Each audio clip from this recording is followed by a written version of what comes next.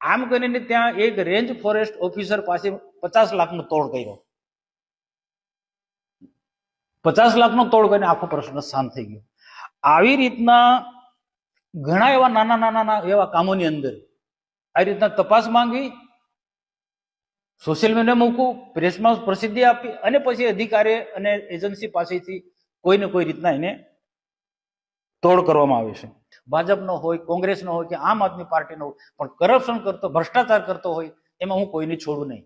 તો જે બજેટ આદિજાતિઓના વિકાસ અને ઉત્થાન માટે ગુજરાત સરકાર અને કેન્દ્ર સરકારમાંથી ફળવાય છે એ બજેટ આદિજાતિ લોકોને મળતું નથી અને એ બજેટ આ સરકારી કાર્યક્રમોના તાઇફાઓમાં વપરાય છે. અને એમના સાંસદે ગઈકાલે અમારા પર આક્ષેપો કર્યા છે.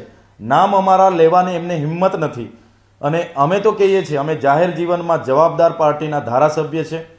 અગર તમે અમારા પર આક્ષેપ કરો છો